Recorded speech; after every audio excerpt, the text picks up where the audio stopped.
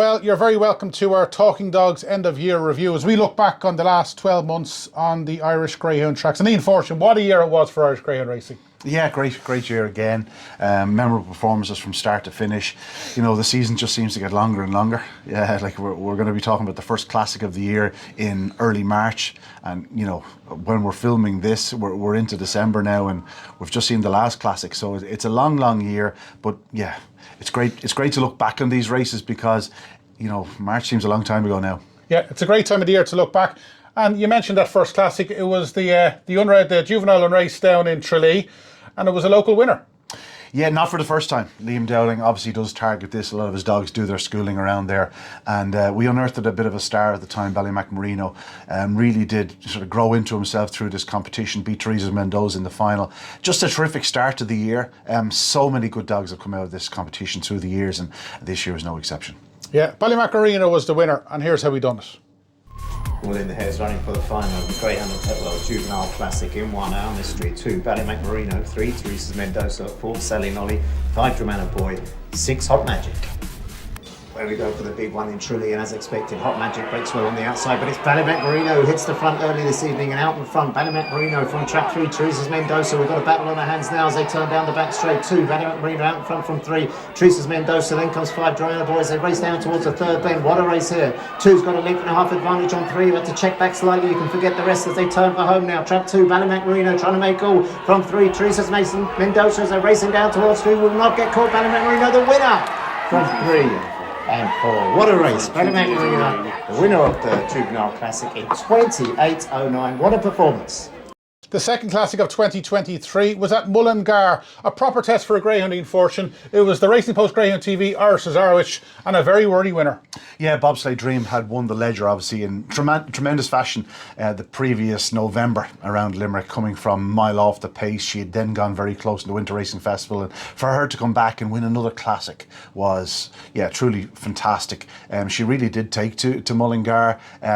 It still amazes me to this day she wasn't favourite in the final, but by God, after one stride she was a clear favourite. Just a dominant display from the front, and you know Bobsleigh Dream, when she gets in the money, nothing's catching her. Nothing's catching her, and this is exactly how she done it.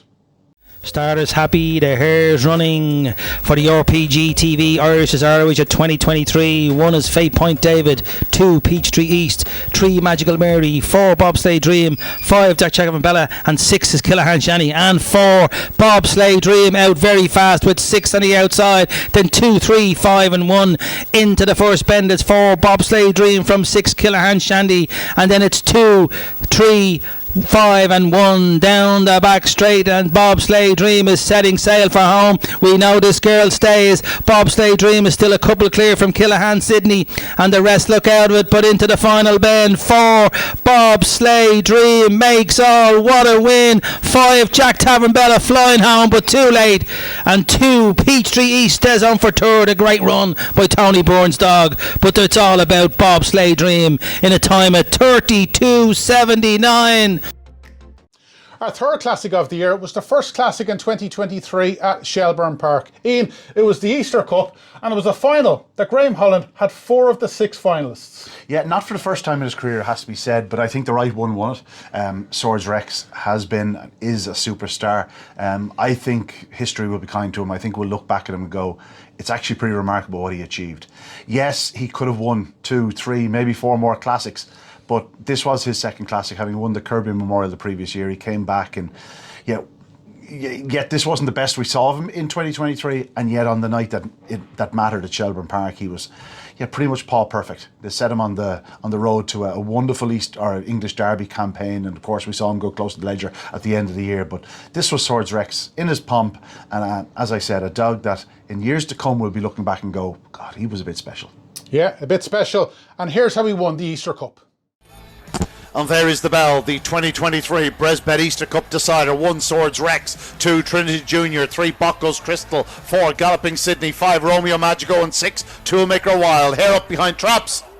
Racing, good start by Trap 3 or 4 now. Galloping Sydney going fast. Swords Rex on the inside, but it's Galloping Sydney. Swords Rex on his inside, and Swords Rex takes over from in second 4. Galloping Sydney, Trinity Junior, Toolmaker Wild, Buckos, Crystal, and Romeo Magico. But Swords Rex is on by 3 lengths to 4. Galloping Sydney. Then comes 2, Trinity Junior. It's a 1-2 at the moment for Graham Holland, but it's all about Swords Rex. Clear off the final turn. Already the Kirby winner. Now he's an Easter Cup champion. Second is 6 Toolmaker Wild and Trinity Junior third. But Swords Rex, a brilliant winner for Barbara Lowndes and Graham Holland of the 2023 Bresbet Easter Cup in 29.71.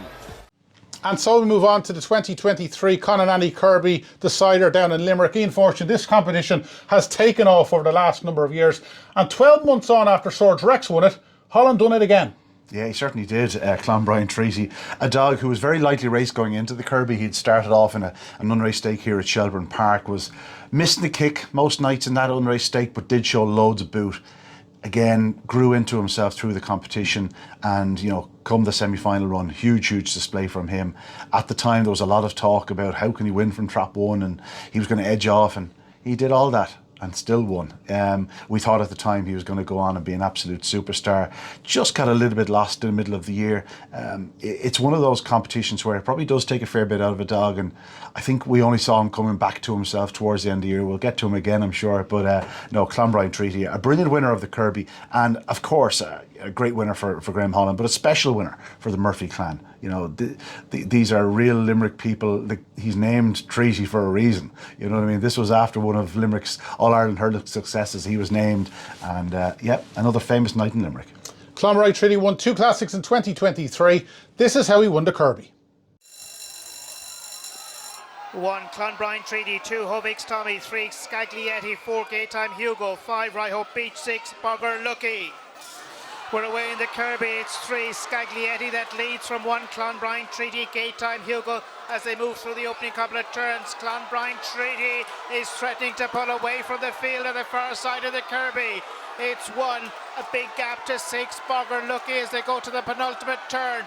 1 is well clear, Clonbrien Treaty for Graham Holland coming off the final bend in year 10 of the Kirby. Oh, what a great win. 1-6-3, 28-08.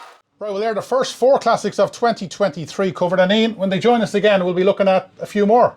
Absolutely, including my favourite classic, the 600.